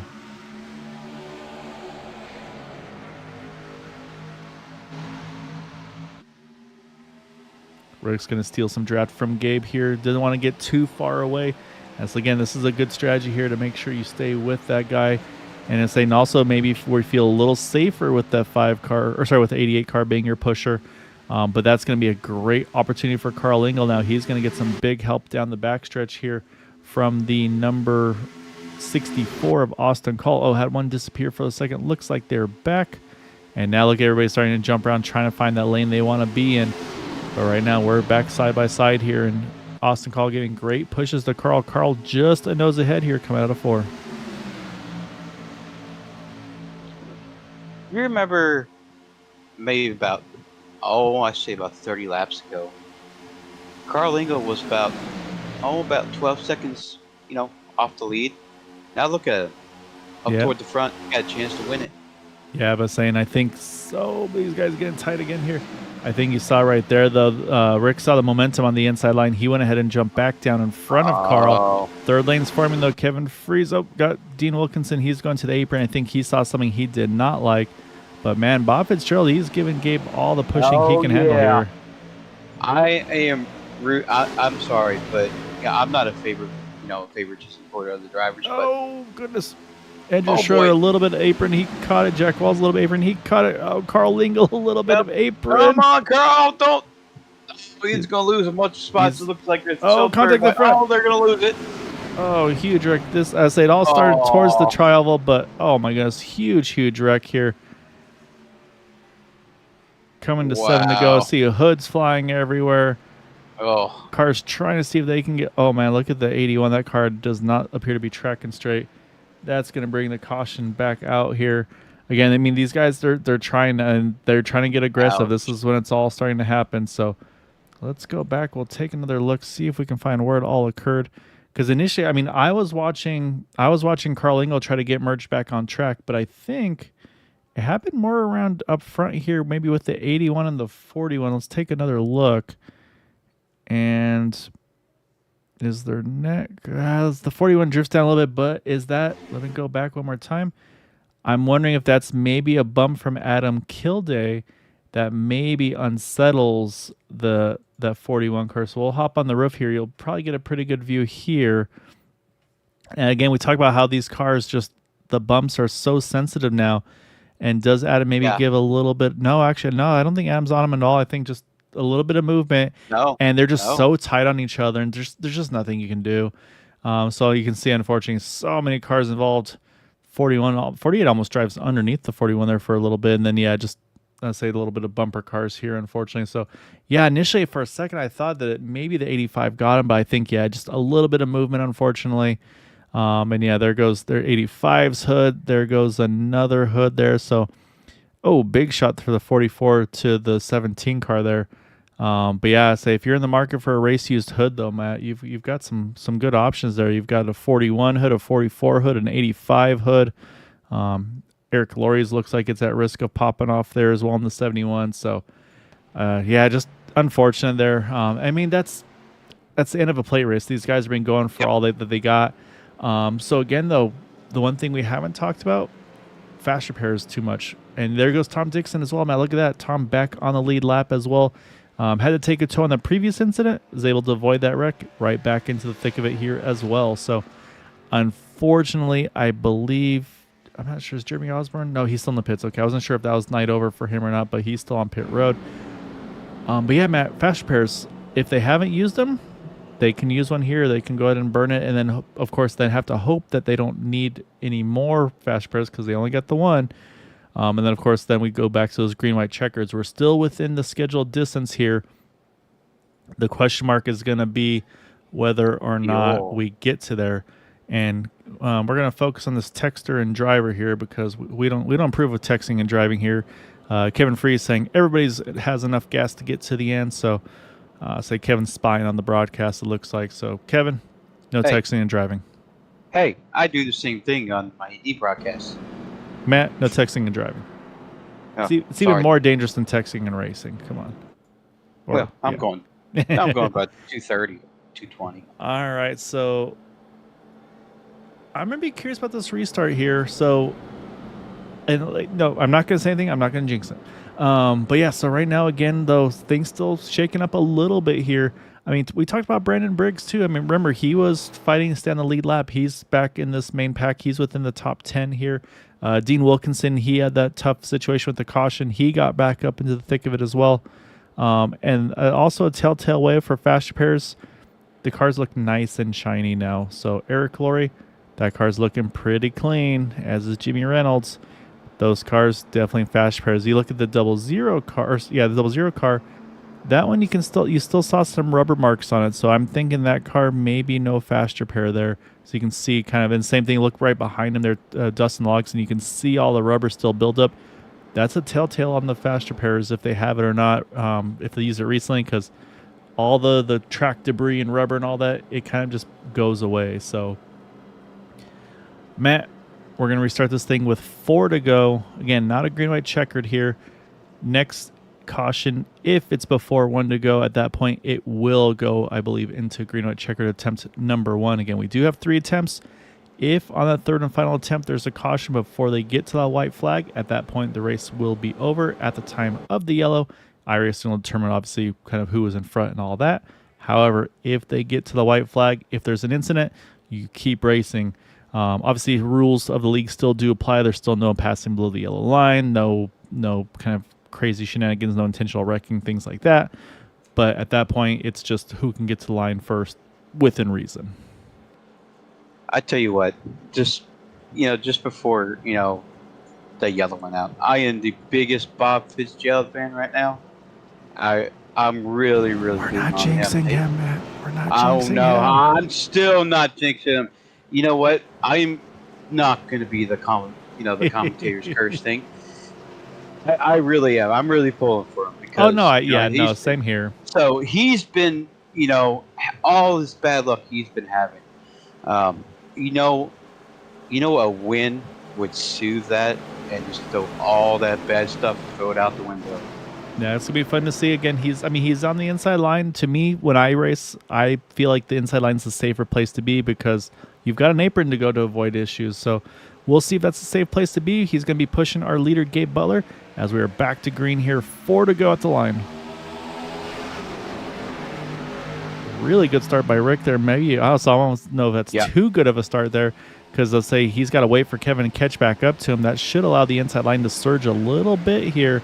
But right now the outside line has gotten a little organized, a little quicker. But right now Gabe just a nose ahead. But again, we talk about down the backstretch. Momentum is going to shift right back to that second lane. Just remember, these guys have to be very careful with the bumping. Yeah, this is where they would normally be bumping really aggressively, Matt. But you got to take that temptation away. You want to be a little more aggressive. But yeah, you're right. You just can't slam on them anymore.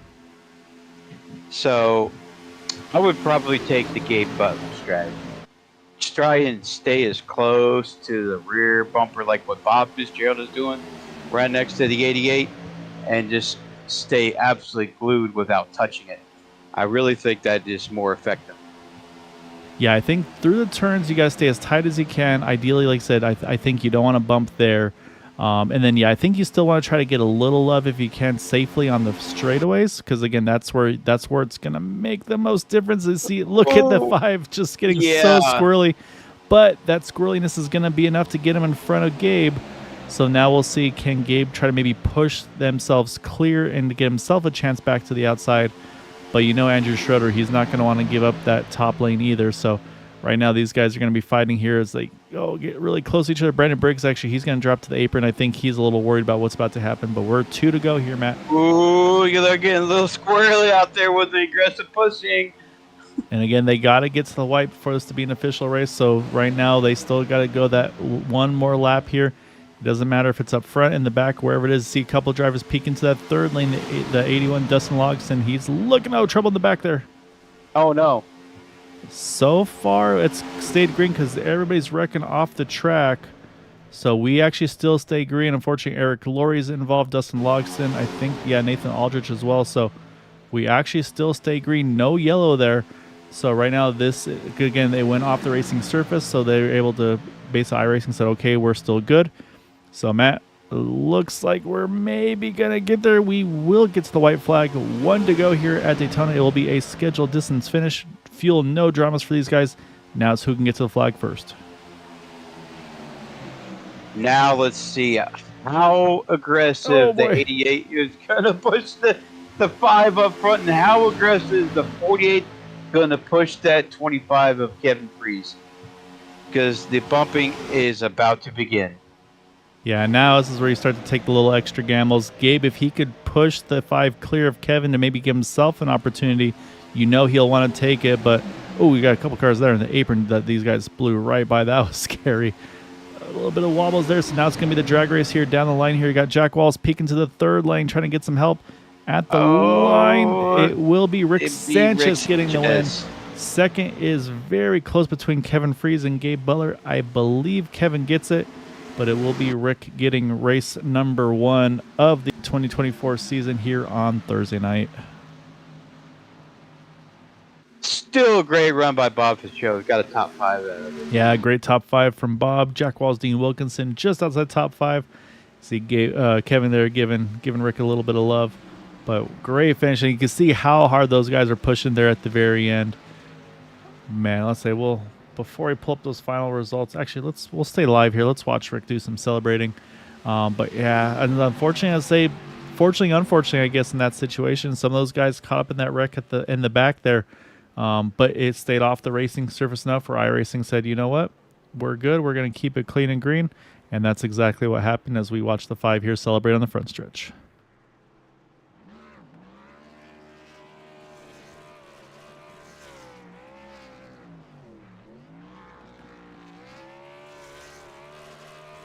Plenty of fuel for burnouts for Rick, especially, again, no green white checkered, so he didn't have to stress that at all. So he's going to have some fun there in the grass in that number 5. And he's going to have a very happy family in that YouTube chat. So I'll say that's always fun to see.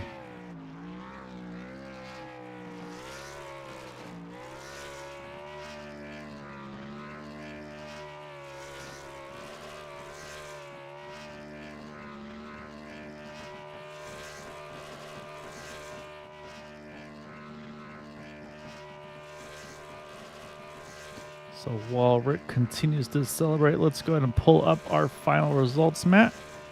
And it is going to be Rick Sanchez, our race winner, by 0.5 tenth over Kevin Freeze. Huge margins in super speedway terms. Behind him, it was 0.08 of a second between Kevin and Gabe, who rounds out our podium. Then you got Andrew Schroeder, Bob Fitzgerald there, 4th, 5th. Jack Walls, Dean Wilkinson, Jimmy Reynolds, and then Austin Call and Carl Lingle round out our top 10. Recovering from that lap down, gets all the way back up into the 11th spot is Tom Dixon, the 411. Nick Wing there in 12th. And then unfortunately, you mentioned some of those drivers that I think got caught up in some of those incidents towards the back there. Bud Steele winds up in 13th, Brandon Briggs 14th, still on the lead lap. And then unfortunately, these guys not the ending they're hoping for with Nathan Aldrich, Adam Kilday, Eric Laurie all a lap down. Same thing, Dustin Logson, unfortunately, 18th, 2 down. And then these guys further back there, not the nights they're hoping to finish up with, like Jeremy Osborne there, Anthony English, and then early retirements for Giovanni Acapinti and Jerry Bergeron. All right, so with that, we're going to jump back and we're going to chat with some fellas. And we are going to kick it off with our third place finisher. That's going to be some fella that I think we've interviewed a time or two, and that's going to be the number 88 of Gabe Butler.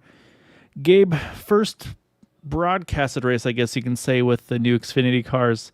And I mean, we could tell it was a whole different animal on the pushing side, but to me, I'm not sure about you, Matt, but to me, turn 3 and 4 seemed to be, I don't know if it was the turn, if it was net code or what, but that seemed to be where a lot of the trouble was happening. Was it just maybe drivers staying too tight on each other, or was there something just maybe didn't feel quite maybe settled with the cars through that section of the track? It was probably a little bit of both. I mean, the setups are really strange. They've got a lot of nose weight in the car, so the rear end's really light. So when you touch somebody, you kick them off to the right or left. So you just got to be super careful. But what's odd about it is that last lap there, I slammed into Rick a few times, didn't even budge him, and then a few times I barely tapped him, and he moved sideways. So it's just a kind of strange setup iRacing has built here. But it's the same car for everybody, so we got to deal with it. We just got to kind of figure out the nuances of it and go with it.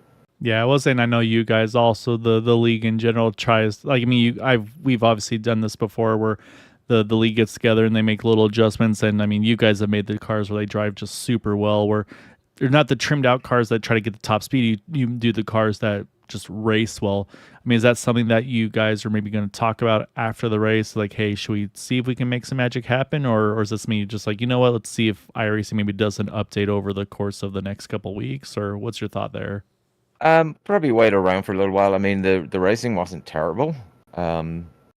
So, I mean, I think they have more of a problem with their netcode issues than they do with their setups. But we'll see how it goes. I mean, if it gets to where it's really bad, we'll knock a couple of sets out and go from there. I know iRacing Super Speedway, we're definitely going to have to do something with that because this car will just spin after lap 2. Oh yeah, I remember that. Yep. Yeah, so we'll figure something out. And so you guys work your magic pretty well there, but man, I say start first, finish third. Obviously, a lot of stuff happening towards the end of the race there and throughout the race. Really, I mean, I said you were one of those guys that there was a caution that could have, should have been, but you had the car pointing to the inside wall. I think it was Jack Walls had the car pointing to the inside wall, but you guys all kept it straight and kept going under green. I mean, is that just reflex, or I mean, that was pretty wild there. Yeah, I mean, with this car, you're almost expecting it. So it's I think it's reflex, muscle memory, whatever you want to call it, or your steering pure setup. talent. I wouldn't say that.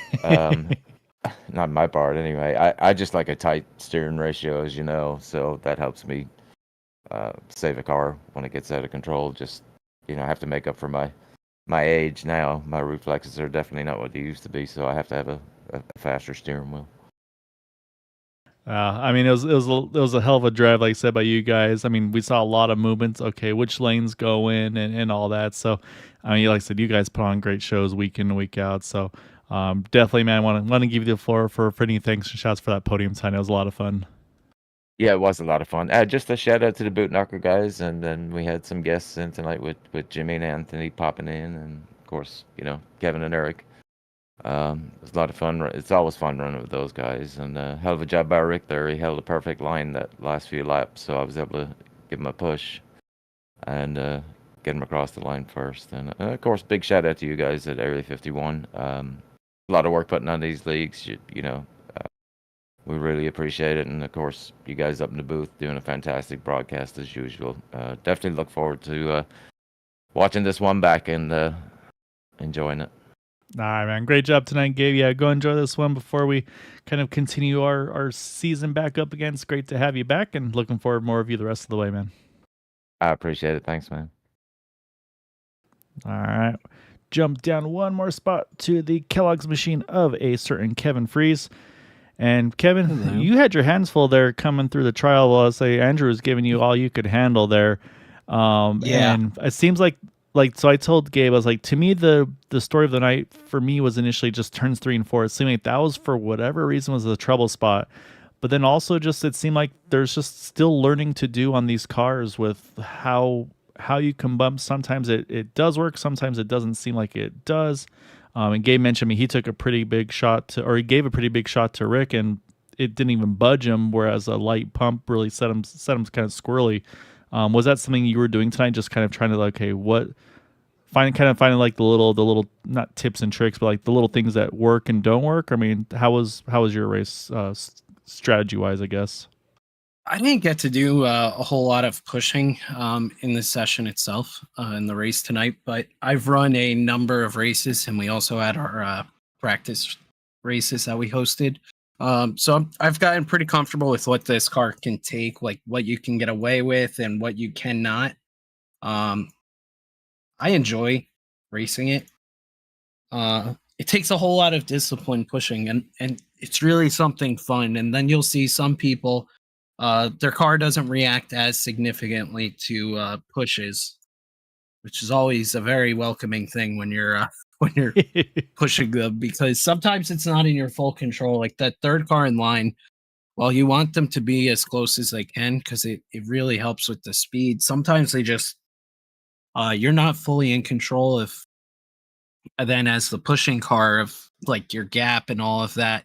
So it's a real challenge, and then sometimes you'll have a great run, but if you accidentally touch them, you lose all your momentum. So it's a fun challenge that we now get to deal with. Yeah, I mean, I think also as racers and competitors, like it's always nice to have a little bit, maybe shake things up a little bit, where it's like, okay, I gotta actually learn, like readjust or learn and kind of just see if I can kind of figure out something before the other guys. So I mean, it's always nice to have those little additional challenges from time to time too. So yeah, it was really fun to watch. I mean, like I said, there were some times where I don't know how you guys held on to your cars there at the end, because there was definitely some moments where I was like, okay, there's no way, and then everybody's pointing straight at the end of it. Yeah, that's always nice to see, like when you can just absolutely have a battle with the guys up front. And I mean, Rick did a great job running a strong line for Gabe and holding on to the bumps that he gave. Which, by the way, it's great to have Gabe back out here with us, because Yep, I'm with you there. it's always a better race when you got Gabe around, and it's fun to be back in the Discord channel. And nice to see that he took time to be with his family, go through all of that, losing Jeannie, which is absolutely awful for him and his family. So it's just great to have everybody back together for our team.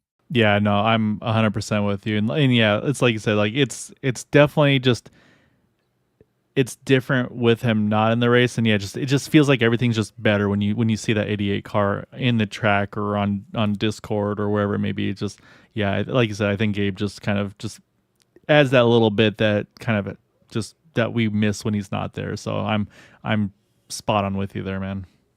Yeah, it's nice having that Irish accent in our Discord channel. Yeah, so I'll have to send him a picture. I picked up I think it was an Irish stew or something like that. So I'll have to send him a picture of that. See if he approves of it. But no, I mean, it was a hell of a run for you guys tonight. I said there was a lot going on. You obviously had to work your way up a few times. Saw you try to work that third lane from time to time, but obviously you were busy tonight. But great job though getting that runner up. So as always, of course, though, definitely want to give you the floor here. Yeah, thank you to the drivers who came out for the first race this season. Hopefully some more from last season come out, join us for the rest of the season. And thanks to the admin who did work during the off season. Thank you to iRacing for killing all of our great setups that we used to run. Yeah, but thank you and Matt for doing the broadcast. It's always fun to watch back. And yeah, that's about it. And congratulations again to Rick on a great race. Great job tonight, Kevin. Go hang out with your buddies. Looks like the chat's getting pretty busy down there, so we'll get you over there. And yeah, look forward to seeing you on track again soon, sir. All right. You have a great night. All right, that leaves us one driver left to chat with, and it's gonna be this fella here who made me nervous by staying out and proved me wrong because he stayed out and he stayed up front to the end. And Rick, you had the biggest fan club on YouTube by far. So you had some people rooting on. It sounds like you got a happy kiddo that said that you won as well. So you have a very happy group there over on YouTube. But I mean, you were up front pretty much most of this race here tonight, and like I said, that last caution, a lot of drivers pitted. I felt like pretty much everybody was good on field, but maybe it wasn't for all green white checkers or things like that. And so when I saw everybody top off or take tires, I was like, all right, is this a good thing? Is this a bad thing? But Matt and I were talking with the new build, though. I mean, it seems like track position probably more important now because it's harder to get those big pushes and runs to get to the front. Was that kind of where you went with that? When that caution came out, and I was like, I hope this is the only one because this is all all I got gas for is one, and so I started shutting the engine off and clutching it, and towards the end there, I was like, I had got more gas than I had when we first started, so I was like, I'm good to go. And then when the next one came out, I'm like, I'm staying out. I'm still showing that I was good 2 or 3 laps to the green, So, and I continued to do that all the way around the track the whole time. Is turn the engine off, clutch it, let it roll, And I was making gas, it seemed. So at the end, I was plenty. I had 4 or 5 laps. So no, you were looking good there and feeling. And I mean, that's the thing. Never a worry after that. Yeah, so that's the thing is, I mean, it's definitely a risk versus reward. And I mean, we've seen you. I feel like there's been a lot of times where I feel like you kind of do the contrarian plan, even if not intentionally. Where just a lot of guys are like, okay, we're gonna pit and top off, just make sure we have all the fuel, and you're like, I want that track position, and you'll keep it. And a lot of times, I mean, it seems like it works out. So I mean, this was obviously one to kick off the season that you're able to make that happen right off the bat tonight. So I mean, big congrats on the win. And obviously, this is the new build on the car. I mean, obviously, the drafting is the big thing we've noticed is that's different. But you were involved in a couple of those little, I'd say, like door hits through 3 and 4, where somehow some of the times everybody kept it straight. I think a couple of times you'd loop around. I mean, what did it feel like on your side? Because it seemed like maybe a little bit of net code, but for whatever reason, it was never 1 and 2. It was always 3 and 4. Did that turn feel at all different to you tonight than maybe normal nights? No, I think it's just this new B car build. It's weird. Sometimes you can bump somebody and then it's like normal. They go straight ahead. And then other times you barely touch them and they turn sideways on you, turn down on somebody or up on somebody.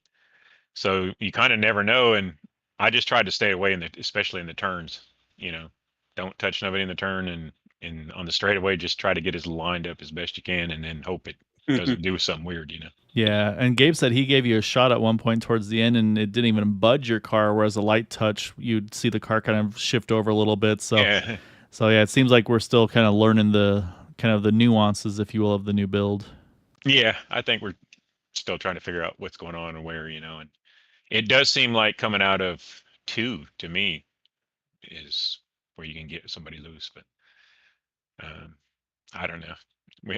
I guess it'll take a few more races. We figured out. Yeah, so you got time to play with it and get familiar. That's part of the fun of it, right? Yeah, that's what I think too. Exactly. That's what I was mentioning to Kevin as well. As maybe it's just fun to get that little tips and tricks and find the nuances that work and all that. So, Matt, do you have any questions for the driver of this innuendo fishing machine? Oh, you mean this guy, like my teammate on Mondays, sometimes Saturdays and stuff like that? Oh, I remember a certain blue turtle shell that you remember one time where you got catapulted like you remember that after the update? I think he's been turtle shelled a few times, I want to say. Yes, he had. Actually, it's happened twice. I ran into the invisible pole too while just pacing behind somebody. Oh my God. Well, anyway, congratulations. All you do is win. I looking on the Monday night broadcast. But Your it's one or safety. the other. I Uh, win or I get wrecked. I mean, everything is just just falling your way, and I remember there was a time where it was a struggle for you to get a win. Now all you do is win. Do you have any like expectations? So every time you hop in the car, I was like, oh, okay, I'm gonna get top five today, or was your mindset like I'm gonna win? Like just know immediately Uh, I'm gonna win and actually, dominate. my mindset every time I get in the car is like, I hope I survive. You know, um, try to be there at the last lap. And that's why guy I was talking about track position. Yeah, coming down to the last 10 laps. Yeah, I want track position because once everybody spreads out three wide, there's nowhere else to go. So you're stuck in. You hope somebody wrecks, which is the only thing that you can do. To get more track position. So yeah, if I can, and I kind of feel bad if I stay out and somebody could have got a wave around, but at the same time, it's like, man, I can't give up that position. It's so valuable, especially at the end of the race. Yeah, don't be too nice to those guys, especially if it's Matt. But and Matt's right though. I mean, even not just for you, but I mean your team as a whole too. I mean, Adam getting the win on Sunday night, getting I think the OP win on Monday, if I'm not mistaken as well. I mean, it's been a good week for you and your team. Yeah, A Adam pretty good killed it run. this week. I'm the only one winless out of the whole Yeah, group. we're still waiting on Yeah, I know. Matt. They can But only carry you so far, I Matt. know. I got one more question for you, Rick, and this is actually it's more of a strategy question, but yeah, kind of afraid to say it. So you mentioned track position, and these Xfinity cars with this new build about the bumping and everything. Do you think track position by staying out is more key than going further, a little bit on fuel that, had to come in and pit and just, kind of take your time and everything like that, and avoid all the wrecks. And would you rather stay out, take the track position, or would you rather come in and pit? Like, I say it's about 20 to go. Yeah, I'm gonna top off. I was just thinking about that. It's we got some stops or something, yellow there, within 20 to go or something. I'm always going to top off, and I did there at the end, and then I think what got me to be able to stay out there, without having to come in and top off at the end and keep that track position. So yeah, I'm always going to try to top off, and I don't know if you noticed, but a lot of the Bootnaka guys out there will always top off too. Okay. So one thing I'll be really afraid of is maybe the wrong guy, or maybe you might take a bump gone bad, and it really might upset the car. Does that all ever cross your mind about that when you're up front? Oh yeah, the whole time I'm up front, if somebody's behind me, and it really doesn't matter. It's especially well when their cars were real steady. It's like I never had to worry about certain people pushing me. Um, but with these cars, it's like almost like ooh, you're crossing your fingers, like is because even a great pusher can just like I said, just tap you a little bit and it turn you sideways. Yeah, no, it's It's definitely almost gonna like you're be. driving with your fingers crossed. Yeah, yeah. Well, No don't do it like kidding. that. You can't hold the wheel as well, though. But no, man, it was a great job tonight. Obviously, as I said, put yourself in the right position, made the right moves to stay with where the momentum was on the inside lane, the outside lane. So I mean, it wasn't just kind of you just kept it one way and win. I mean, you guys, you did a really good job of making that happen too at the end. So a great job there. And so I want to make sure your kid doesn't stay up past his bedtime. So I definitely got to give you the floor for any thanks and shouts for that win this evening.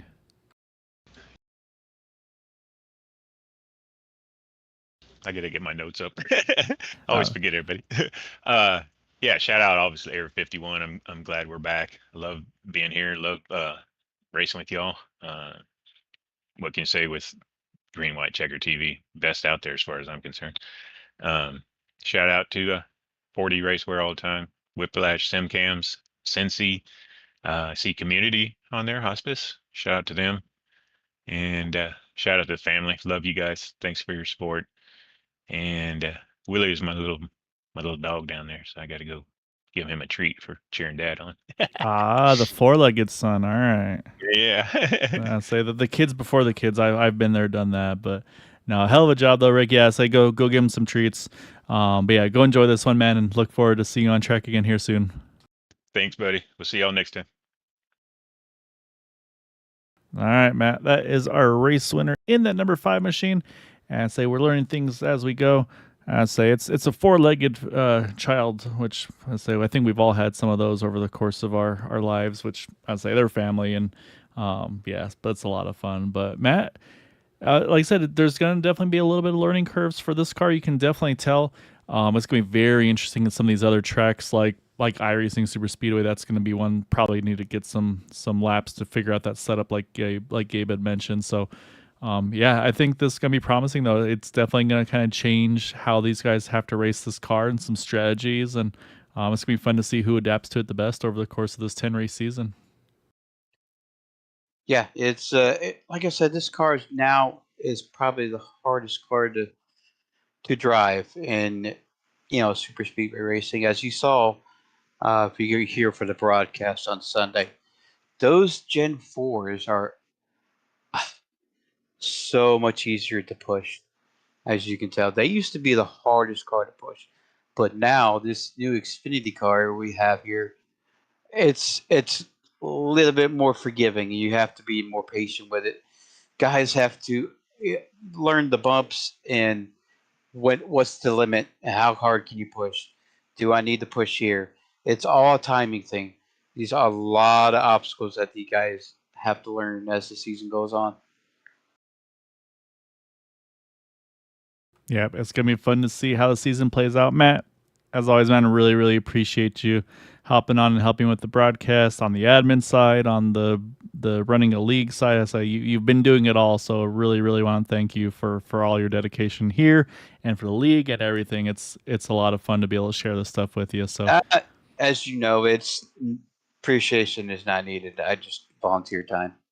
well, it means a lot to us, and so it's always nice to, at least on my end, it's nice to hear at times. So, but yeah, thank you everybody for watching and supporting us here at Green White Checker TV. Again, both series tonight, or this time around, say Sunday nights and Thursday nights, we will be fully broadcasted right to pretty much the mid-December, right before the Christmas break. So plenty of racing over the course of these next few months.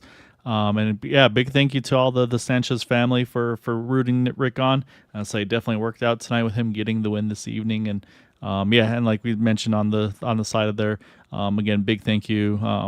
Just a little extra love to the community hospice and palliative care. Again, took amazing care of Jeannie and Gabe and all the family while she was there. So again, give Gabe and everybody there all of our love. And of course, a little extra love as well on my side to my dad. Glad he's home and feeling a little bit better today. So, so that'll be it for us tonight. As always, I hope you all have a wonderful and safe evening and happy Friday Eve. So we'll be back on Sunday night. So until then, as always, take care, stay safe, and have a good night.